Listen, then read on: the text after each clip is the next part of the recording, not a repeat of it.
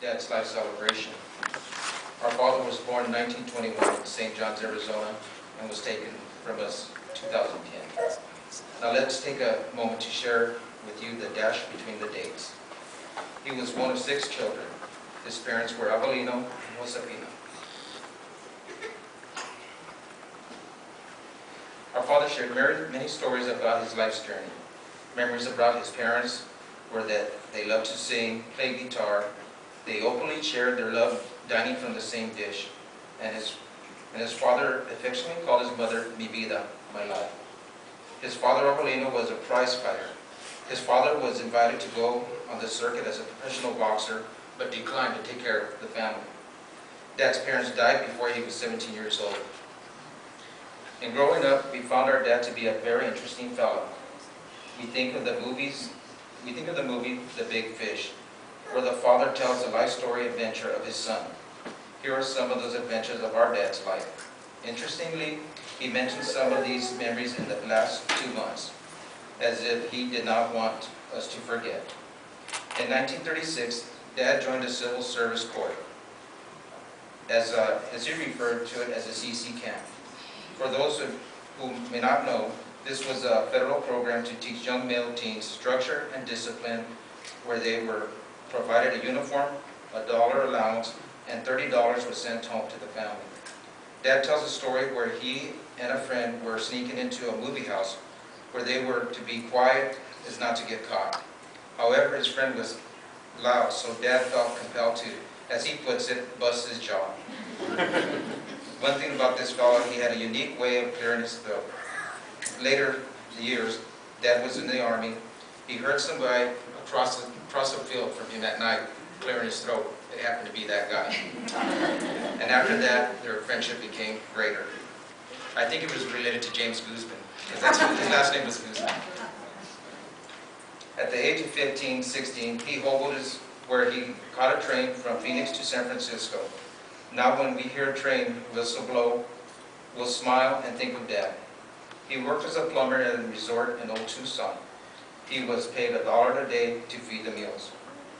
At the age of 19, he proudly served his country with the United States Armed Forces from 1941 to 1946. He was with the Battery G-55 Coast Artillery Battalion. He received his training from Fort Bliss, Texas. His 7-year tour of duty took him so far as lands such as the Mariana Islands and Tinian Islands. He fought in the Japanese War during the time he served. His decorations and citations were American Defense Service Medal, the Pacific Campaign Medal, Good Conduct Medal, and World War II Victory Medal. He was honorably discharged in 1946. He has been a 31-year member of the American Legion. After the war, he lived with his eldest sister, Nellie, where she had promised to God that if Dad ever returned safely, he would have to make a manda, a pilgrimage to the Christ Child's Shrine in Zuni, New Mexico. He told the story how they drove a Model A Ford that broke down a couple of times. Our dad would tell Aunt Nellie, maybe this was not meant to be. However, our aunt would not hear of it. A promise is a promise, and you don't break a promise, especially to God. As far as our aunt was concerned, our dad was going to give thanks if it was the last thing she did. That is the lesson taught by our dad, is that you don't break a promise no matter the cost. Your word is your bond. There are many more stories which many of you will have an opportunity to share shortly. In 1947, he married our mother, Adriana. I would like to share the story of how our father met our mother. This is our recollection. It was one hot summer night when Frank and one of his friends decided to go bar hopping. They took the bus all the way across town, stopping at different bars along the way. At one of the stops, as they got off the bus, there was a group of young ladies, one of them hiding behind her friend. She was shy, skinny, little Adriana, no heavier than 50 pounds soaking wet. Frank spotted her cute little freckled face and couldn't take his eyes off of her. It was love at first sight. He started talking with her and found out that she had just gotten off of work from St. Joseph's Hospital. They chatted for a bit and off he went. The entire next day, all he could think about was little pretty freckle-faced girl. Not knowing where she worked, he hopped the bus and went back to the spot where he had met her that night, and waited as was hoping that Adriana would come by again. Soon Adriana did come out. He ran up to her, and from then on, they were always together. Dad married our mother, Adriana Gomez Hernandez, in 1947. They were married 55 years. The first child passed away. The doctor told our parents that they would not be able to have any children, but God had different plans and blessed them with 8. Each time there was a birth, Dad and Mom visited St. Xavier Mission in Tucson to give thanks and offer their children to God. Dad worked at the Arizona State Department of Transportation, ADOT, for 27 years to support his growing family. He earned certificates at ADOT that he proudly displayed. Dad and Mom built and moved into their home in 1959. Dad would work at ADOT during the day and as a brake mechanic, and in the evening build their home. He traded his brake mechanic work for service to build his home. Together, our parents petitioned the neighborhood to have their streets paved and to put in sidewalks. Our father and mother are crucistas. From that point on, every decision they made was Christ-centered. They were devoted Catholics, raised the children to do the same. Our dad and our mother were very gracious individuals. Where they sensed the need for, or were asked, they always gave according to the needs and more. They made gracious contributions to St. Matthew's, St. Vincent de Paul, Bishop Charity and Development Appeal, the homeless on the street, and adopted a daughter from India, Albina was her name, and those they felt needed a hand. Shortly after our mother passed away, Dad's love for humanity was tested.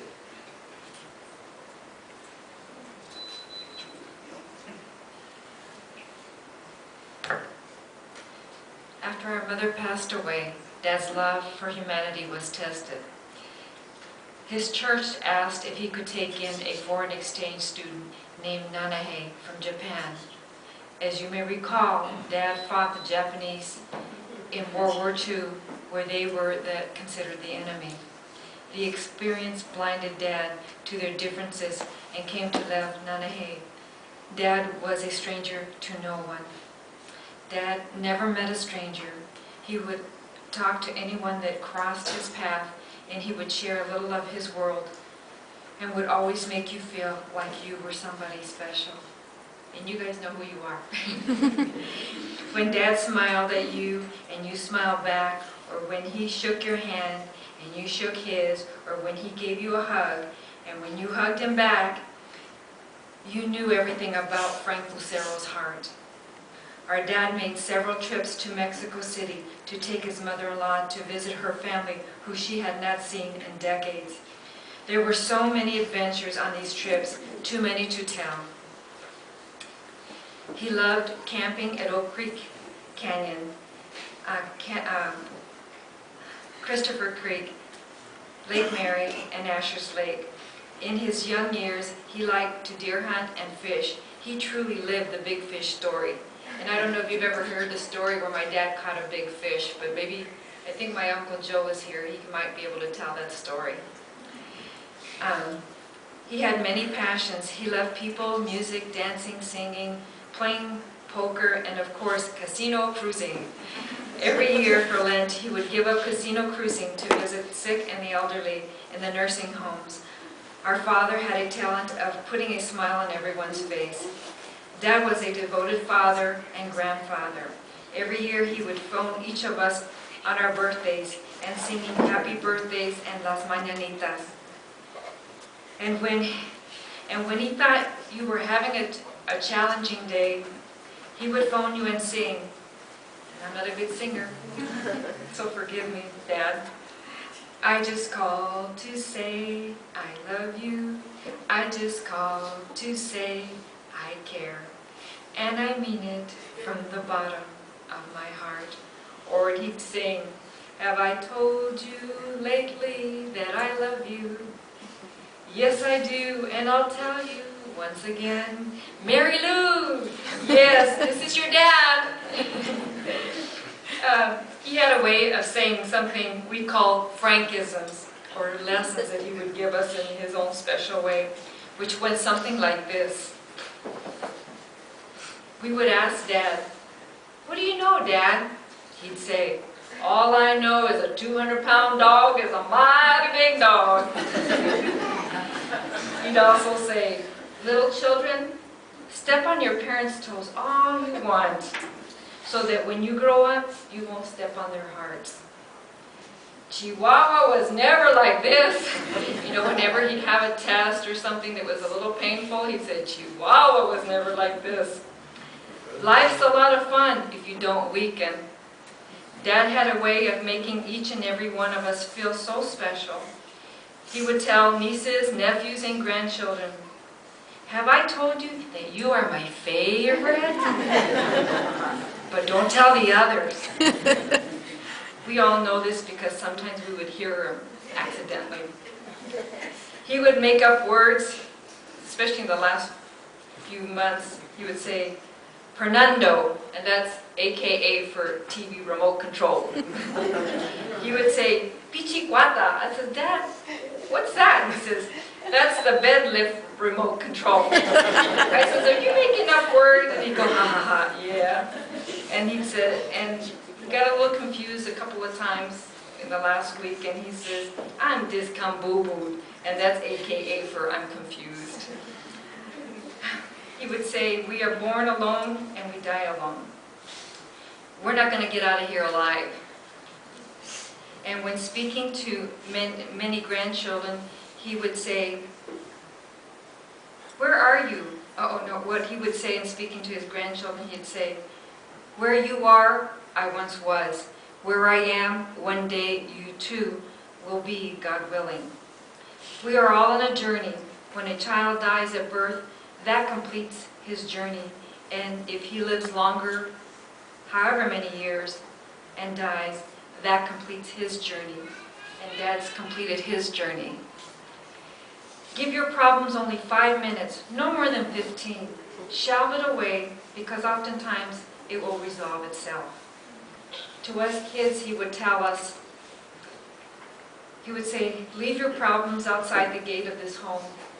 When you leave, you can pick them back up if they are still there." Someone asked Dad what heaven was like. He'd say, "Pure love."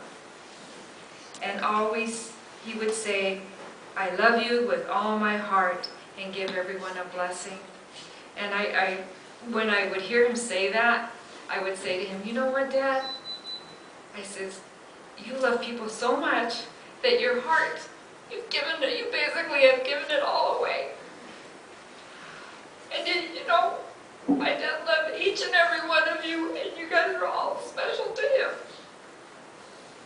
So that's why I think his heart got so weak, because he gave pieces of it away.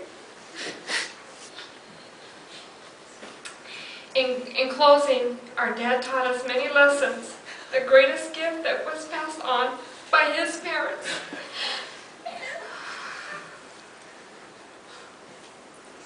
Chihuahua was never like this.